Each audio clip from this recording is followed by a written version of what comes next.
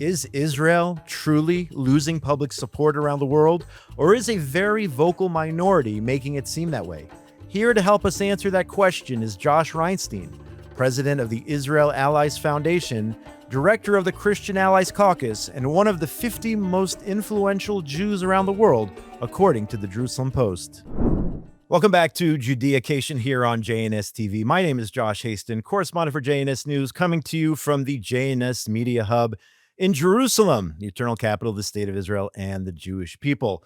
My guest this week is Josh Reinstein. He's the president of the Israel Allies Foundation, also director of the Knesset Christian Allies Caucus, doing amazing work for many, many years on behalf of the state of Israel, the Jewish people, and Judea and Samaria. Josh, it's great to have you here in studio. Josh, always good to be together. It's good to see you on that side of the mic. I know you also have a program as well. What's that called? Israel Now News. It's on Daystar twice a week. It goes out to about 191 countries, and it's a news magazine that talks about Israel. I do an interview segment, not much like yourself, and it goes out to about 30 million Christians around the world to just let them know what's really happening in Israel, the truth about Israel. So let's get right into the issues right now. You said you reached 30 million Christians. There was a poll that came out this week, which unfortunately showed that support for Israel in this current war against Hamas, at least amongst the younger demographic, Generation Z, as they call them, has declined. In fact, the poll showed that young Americans actually support Hamas over Israel in the current war, something that's unbelievable. Are you worried about the future in terms of support for Israel, Christian support for Israel, based on that alarming poll? I think there is some alarm there, but not from the Christian community, and I'd like to explain. So Christian support for Israel is paramount to the survival of the state of Israel. We've seen it's Christians, not countries, that stand with Israel, and they bring their countries together. We're seeing an increasing amount of Christian support from America. What the poll's showing is that the younger generation, unfortunately, is less Christian than their parents. So, for example, 4% of children of parents who go to church actually go to church. The less you're likely to read your Bible, the less you're likely to go to church, the less you're likely to support Israel. And so what's happening is that there are less Christians, and that's why the youth is actually showing anti-Israel trends. But those who are actually Christians, who read their Bible, always support the state of Israel, because God does. It should be fair to note that that poll also showed that the older people are in America, the more that they support the state of Israel. So it's just that demographic.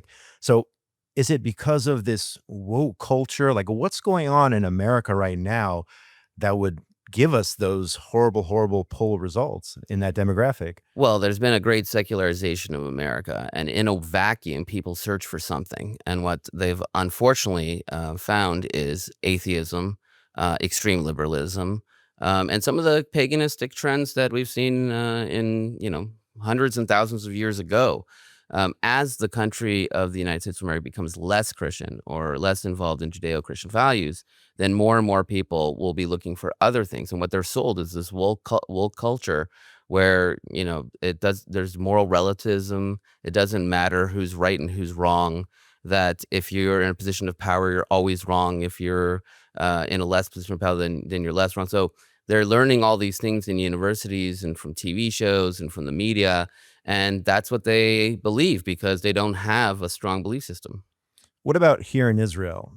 People often criticize Israel's PR efforts, especially in the current conflict. What do you think Israel needs to do to implement effective public diplomacy? What has been effective? What hasn't worked? And where should Israel be in terms of reaching out, whether it's Christians or other communities, and getting that message out about the realities in terms of what's going on here? I think we need to be more targeted with our messages. You can't win over people who hate you. Unfortunately, media in today has become a business, not an ethical journalistic opportunity like it used to be. So what we're seeing is that because it's a business, you have one Jewish state with almost 8 million Jews, and then you have over 1 billion Muslims and 22 Arab states, many more Muslim states. And so they pander to that audience. So when you go to the BBC or you go to CNN or you go to the New York Times, it's always going to be against Israel, no matter how well you make your points or how well you speak. What we need to do is we need to focus on people who inherently like Israel and enable them with the tools to make the case for Israel. And that leads us to our Christian communities around the world as well.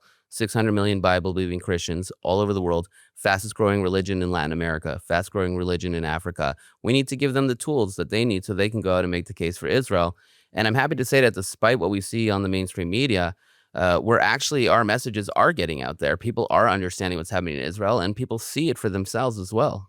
So who do you think is being effective in terms of delivering Israel's message? I mean, if you want to talk about specific initiatives, specific organizations, specific people, who is actually doing a good job? I know people criticize all the time. They criticize the government or lack thereof in terms of the government's hasbara, so to speak. And I don't really like using that word, but who would you say is getting that message out effectively on behalf of the state of Israel from this country? You mean other than you, Josh? Yeah, other than JNS. I mean, obviously, JNS is getting the message out, that's for sure. Well, I think we're seeing a lot of effective messaging on Christian media. We're seeing it also in Jewish media, like JNS, as you mentioned.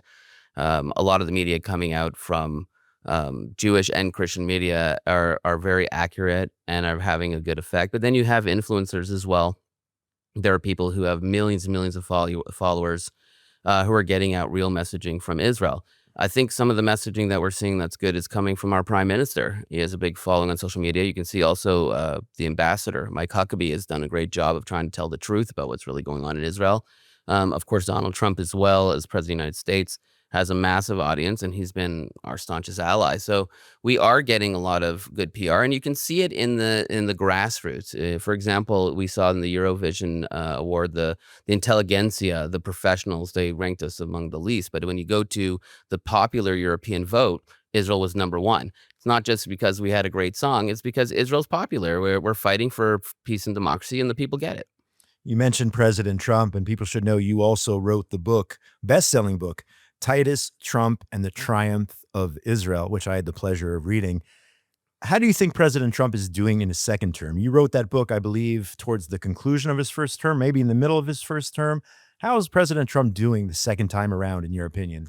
I would give him a 10 out of 10. I mean, he's just been phenomenal. He's done things that my organization has been worked on for decades, and he did it with the strike of a pen, defunding UNRWA, sanctioning the ICC, standing up with Israel, giving us the weapons that we purchased that were stalled ahead of time, taking out the Iranian nuclear reactors with the B-2 bombers. Just phenomenal successes, but also domestically when it comes to anti-Semitism, and I don't think he gets a lot of credit for this. He's taken the fight to the anti-Semites. I mean, what's happening on campuses, the defunding of these elite campuses that were allowing anti-Semitism to run wild, taking away financing and money from education systems, communities, organizations that are involved in anti-Semitism.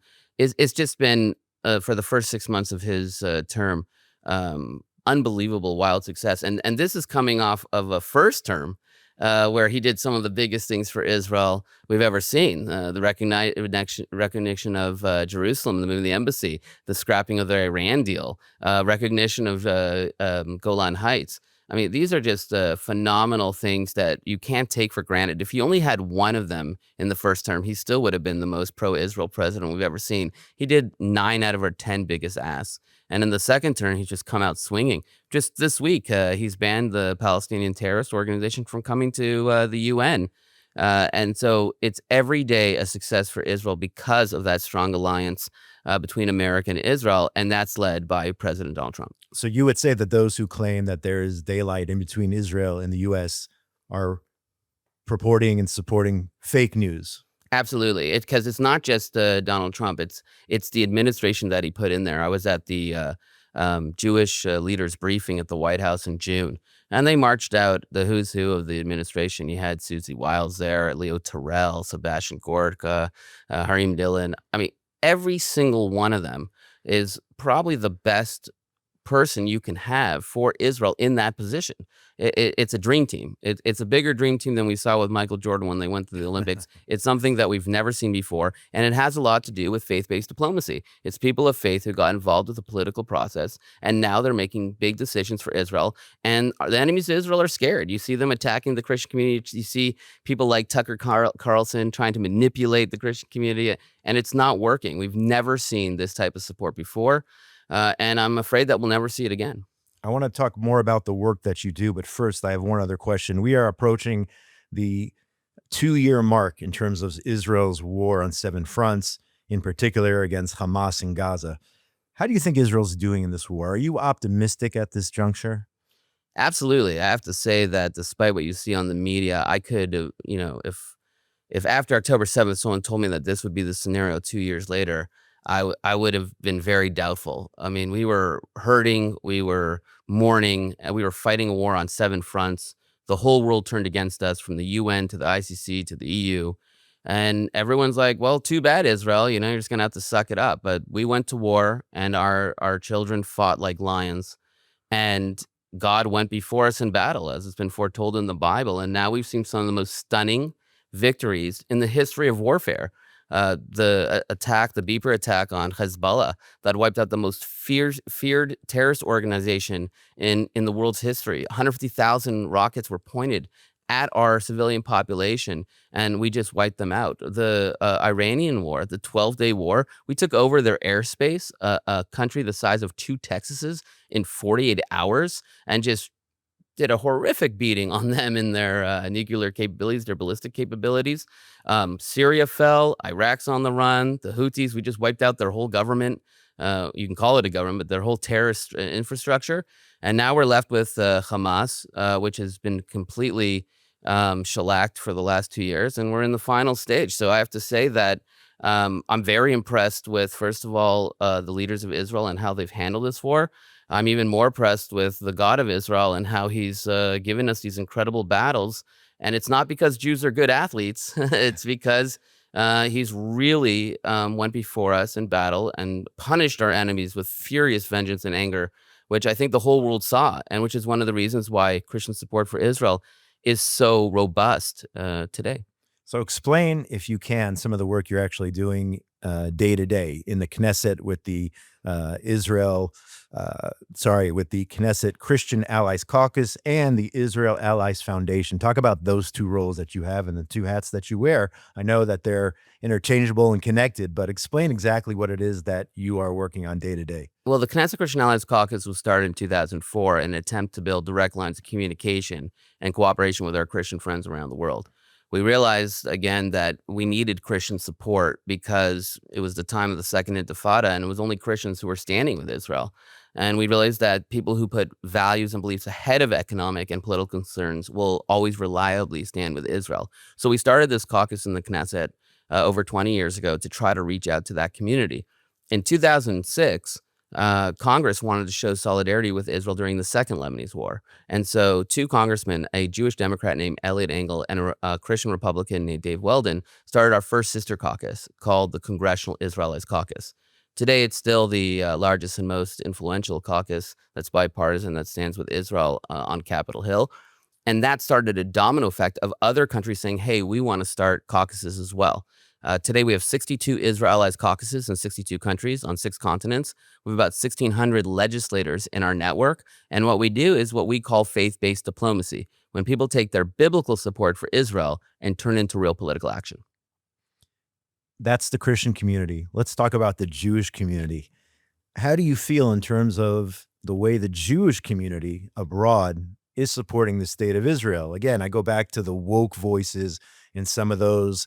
Even there was a letter last week which infuriated me, signed by 80 so-called Orthodox rabbis, basically taking the government of Israel to task and the IDF to task, also the residents of Judea and Samaria. Very, very upsetting to me. How do you feel in terms of Jewish support and where it stands now, whether it's in the United States or in other countries? Well, I think you got to take it country by country. Jewish support for Israel has always been an obvious thing. But the problem is that there's a crisis in Jewish leadership. The Jewish people, definitely support the state of Israel. They know that they're at the front lines, and they're not in the safety of Israel because the fact that they don't live in Israel. So when anti-Semitism rears its ugly head, which it inevitably will do and is doing right now, then they need Israel. And so I think that we see overwhelming support from the Jewish community. Unfortunately, the leadership has not followed through on that. And it's become a political game where they're trying to create artificial bipartisan support, when in reality, they should be focusing on the issues that are important to all of the Jewish community. And that's where the failing is. When you see these letters of 80 Jewish leaders, I don't know how Jewish leaders they are. And I don't know how influential they are, and who they actually represent. But unfortunately, also from the mainstream Jewish organizations, we're seeing a lack of, I guess, courage to stand up for what's important, and they want to, get along to go along to get along, and it's unfortunate, and that's why it's so important that we've built these alliances with our Christian allies because they've been fierce supporters for Israel. But I have to say, a lot of the alliances we built are between Jewish leaders and Christian leaders. I'm Jewish. My organization is half Jewish, half Christian. We have Jewish leaders within our congressional caucus is run by two staunch pro-Israel Jewish Democrats named Brad Sherman and Brad Schneider, together with two staunch pro-Israel Christian Republicans, and we try to do that where we can around the world as well. This show is called Judeacation. Usually we talk about Yudav Shomron, Judea and Samaria, much earlier in the conversation. But now let's get to it. Let's talk about support from your various organizations for Judea, Samaria, the historic biblical heartland of the state of Israel and the Jewish people. Well, Judea and Samaria is the heartland of Israel. Legally, we have the claims to Judea and Samaria. I write about it in my book, Titus Trump and the Triumph of Israel. We're seeing a lot of movement on that because of the understanding of the U.S. government. I think that people understand that the two-state solution was a failed solution. It was artificially constructed because in order to have peace, you need two sides that want peace. And unfortunately, we never had that on the other side. And so right now, what we're seeing, and when you look at what's happening in the UN in September about these unilateral declarations of Palestinian state, I think that will just help with sovereignty in Judea and Samaria. I think Israelis had enough of this. We saw how peaceful our neighbors were during October 7th, and following that, we know that there's popular support for that activity. And now we've become a nation of fighters. We realize that in order to be in the Middle East, it's better to be feared than loved, and we're bringing the fight to them. And I think that sovereignty is just a matter of time. Yeah, I was just going to ask you the issue of sovereignty. The topic is being discussed more and more these days. And from what I understand, at the beginning of the week, it was one of the items on the government cabinets in the government cabinets meeting this past Sunday. I don't think they came to any conclusive decisions at this point. I mean, we've been hearing about sovereignty for many years. Even in the first Trump term, we thought that perhaps Israel would declare sovereignty over Judea and Samaria. Maybe that very first weekend, instead, Israel went with the Abraham Accords. Are you confident, optimistic that once and for all, Israel will say Judea and Samaria are sovereign parts of the state of Israel? Israel will apply full Israeli law over those areas or some of those areas? I mean, where do you think things stand right now? Well, I would say I'm more hopeful than confident. The sovereignty is an Israeli internal issue. It's got to be decided by the Israeli government, and until now, it hasn't been. And I think not taking a position is also a position. So I would like to see clarity from this government on it. We've seen a lot of speeches from the prime minister, from the defense minister, from the cabinet talking about the importance of sovereignty, but they haven't declared sovereignty. And I think that this idea that people are waiting for America to give us the green light to declare sovereignty, I think that that's a mistake because either we're sovereign or we're not, and we have to declare that. I believe that what's happening with the declaration of Palestinian states by all these weak leftist governments in Western countries actually will put more fire under the feet of our leaders to do something about sovereignty. I think what was meant for bad will be actually meant for good, and I do think that there will be some sort of decision made. But again, that's not something that we don't lobby the government of Israel in the Israel Allies Foundation, and it's a government decision. This is my personal view on Sure. this issue, but there are people in our caucus from left to right, religious, secular. Some would say that they wouldn't want sovereignty even. So we have to leave that to the government of Israel to decide. But whatever they decide, we'll stand firmly with, and I hope they decide for sovereignty. Yeah, I hope so also. I mean, there's different talk about maybe starting with the Jordan Valley, maybe starting with Malaya Dumim. There was a report earlier this week that Minister Smotrich approved building in the E1 area, which connects Jerusalem to Malaya Dumim. You think there's any particular strategy? Should Israel just say, that's it, all of Area C, all of Judea and Samaria, start slowly with the Jordan Valley? I mean, what's your personal opinion on that? Personally, I think that we should declare sovereignty over all the land of Israel, including Judea and Samaria, the Jordan Valley. I think that this failed project of the Palestinian Authority is over. The pay for slay program continues to run, where they pay people to kill Jews. And once that's going on, they're not a partner for peace. I think we have to be realistic about it. We can't put ourselves in a situation where another October 7th can occur. So I would like to see a complete call for sovereignty, a dismantling of the Palestinian Authority. But again, it's not my decision. And as I mentioned, there are people in my organizations that would be against that decision as well. So it's a heated topic.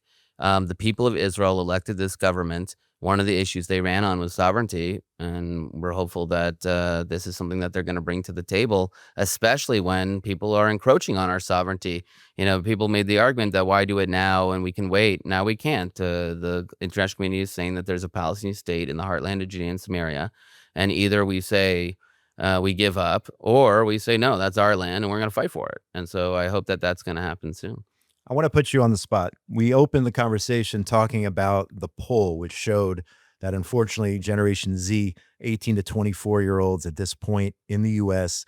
support Hamas over Israel. I want you to look at the camera right now and talk directly to those people on the fence, the youngsters, the 18 to 24-year-olds who maybe don't understand what's going on in the Middle East, don't have an opinion, haven't formulated, but are being bombarded with anti-Israel media, mainstream media, rhetoric or whatnot. If you could address them directly and go ahead and do so, what would you say to those people on the fence in terms of why they should support Israel? It seems obvious to you and I. Why should they support Israel against Hamas in this battle? Before I make the statement, I just want to say I don't believe in polls. I think 82% of polls are made up. That's fair. I just made up that statistic. Anyone can make the case, but there are a lot of people who are siding with Hamas, and I would just say to them directly that these are not pro-Palestinian people. You are anti-Semites. You can't look at the situation where Hamas raped women, beheaded children, lit whole families on fire, took Holocaust victims hostage and took them down to the terror tunnels of Gaza and say, oh, we side with them, and then say, because we're for peace. It doesn't make sense. I think that there's this idea that a lot of you are confused, but I don't think you're confused. I think you know what you're doing. There's always been anti-Semitism.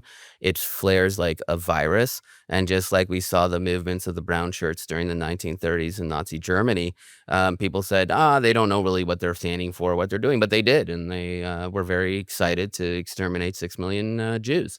And so I see that this movement is growing. It's growing in more atheist, extreme liberal environments, but also we see it on the right. And I would just say that we know that you are Jew haters. We know that you hate Israel, and we're not going to stand for it. And it's not going to affect our position one bit at all. Our government is dedicated to victory at all costs, and we will bring victory, and we will bring peace to the region through our victory. Thanks for sharing. I think that was very important. If you influenced even one person out there by sending that message, I think this was definitely a great accomplishment. Last question. You mentioned Texas before. You're from Dallas, correct? Yes. The Dallas Cowboys this year, how are they going to do? The NFL season starts this week. We took a big hit last week when we lost our best player, Micah Parsons. There's been a lot of condemnation of our owner, Jerry Jones, about it.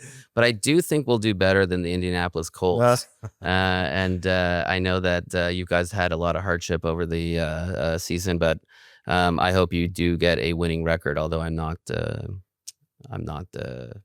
so optimistic. I'm pretty sure you still owe me lunch, though. Isn't that correct? I owe you from last. Still owe you from last year, right? It's still true. 4 days. I see how you haven't called in that chip yet. Not yet. Keeping that over. Waiting for the last minute. But anyway, I really want to thank you, Josh Reinstein, the director of the Knesset Christian Allies Caucus, the Israel Allies Foundation. Why don't you just give your website so people can reach you?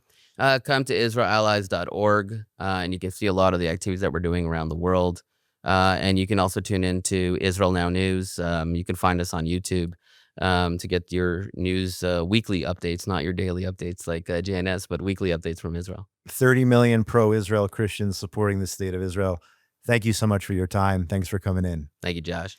This has been another edition of Judeacation here on JNS TV. My name is Josh Reinstein, correspondent for JNS News.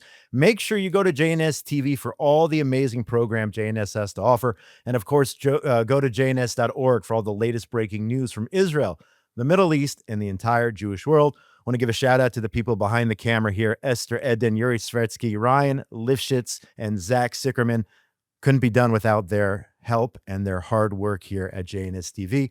Have a great week, everybody. We'll see you next week on Judeacation here on JNS TV.